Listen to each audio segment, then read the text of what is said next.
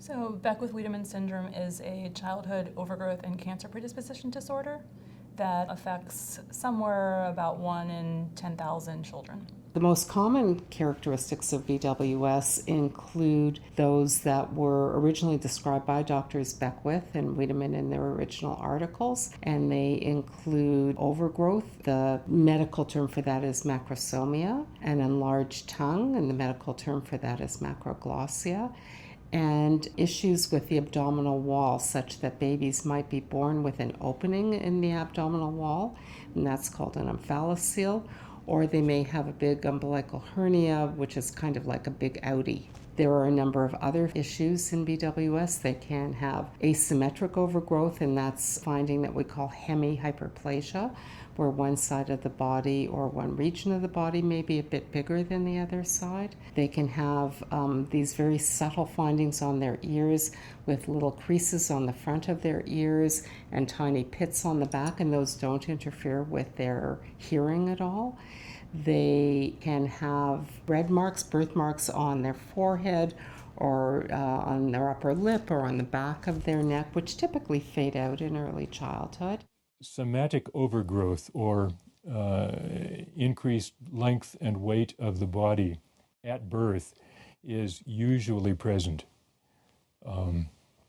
If they're prematurely born, they're large for that gestational age. If they're a newborn, they'll be 8, 9, 10, 11, 12 pounds. This is a life-term condition. It's genetic in origin. These children are at risk for developing tumors. Important to know that some of these babies can develop hypoglycemia, and if we do not recognize this, we could have serious consequences, especially in the brain of development of our children.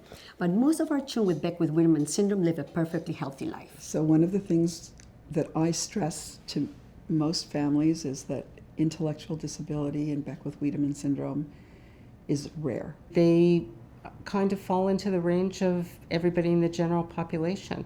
Some of them are really super smart and do really, really well in school. Some of them are average students, and some of them may have some learning issues. We make a diagnosis of Beckwith-Wiedemann syndrome for children who present with at least 2, usually 3 features. The risk of cancer overall in all children with BWS is probably about 5 to 10%. And basically it's more the kidneys with the Wilms tumor or the liver, the hepatoblastoma. And that's why it's so important to screen them, do surveillance, so we can pick these lesions very early to assure a good prognosis. So the screening for hepatoblastoma is looking at alpha-fetoprotein, which is a protein that's made by liver cells and secreted. We measure that every 6 weeks, typically starting from whenever they're diagnosed. And up until age 4 years of age.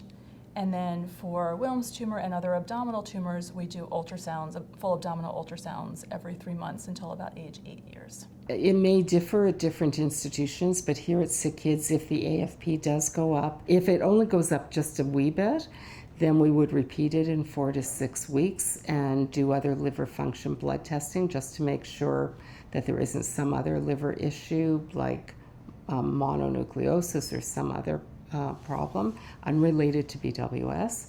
If it goes up a lot, then we would probably ask our colleagues who have the right expertise in oncology to become involved in the child's care. So any doctor who is undertaking the management of a BW case should have the benefit of having consulted with somebody who knows about BW syndrome and can help them to make good choices in terms of developing a monitoring program for tumor development during the period of risk of that. Families and children with Beckwith-Wiedemann syndrome are best cared of by centers or multidisciplinary teams that are familiar with the condition. Here at Nicholas Children's Hospital, we have one of the largest centers in the country, if not the world, for taking care of children with Beckwith-Wiedemann syndrome. Because of that, we have a huge experience in not only understanding the operation, but in understanding how to care for the children afterwards.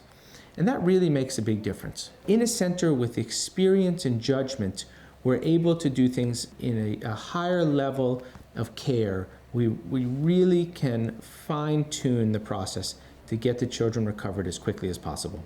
So first, take a deep breath. There are other people who've gone through it before, and there's plenty of people who can help out there, both from the support groups that are out there through Facebook and through physicians who are very aware of BWS. When parents are notified or informed that a child has Beckwith-Wiedemann syndrome, and I know initially when we maybe suspected because of the findings, and then when we confirm it by the DNA testing, they're very anxious, and many of them have already gone to Dr. Google and find all the information, and yeah, you cannot hold it, you cannot stop the parents doing that, but definitely I need to let them know that some of the things are not current, and more to trust their doctors, and better to go to geneticists that are really more familiar with these conditions. Many families feel overwhelmed when they come to us, and I understand. I'm a father too. I have 2 boys, and I get it. I know what it's like to be concerned about your child. And of course, when you get a diagnosis like BWS, there are so many different things between the macroglossia and the potential for intra-abdominal malignancy, and maybe there's an omphalocele or gastroschisis, that families often don't know where to turn. The best thing that families can do is turn to the right places for advice. The Beckwith-Wiedemann Foundation, of course, is an amazing resource.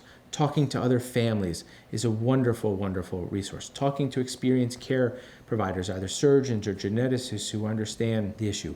There's great answers and great comfort to be had by talking to the right people. And we're always available and willing to talk to any family, no matter where they choose to get their care or where in the world they are. Advocating for your child is a very important part of being a parent of a child with BWS. I think it's important to be well informed and to know what other options are available. When I see a family that I just diagnosed and confirm the diagnosis of BWS, I'll tell the family, you take your child, you treat your child like a normal child. The other thing I think that's important to consider is not to let the diagnosis define the baby.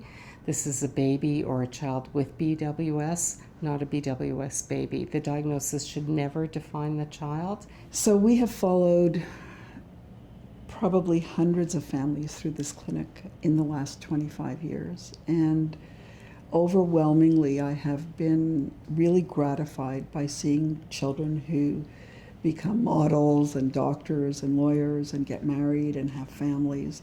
All the things that people worry about seem to fall away as the children grow older.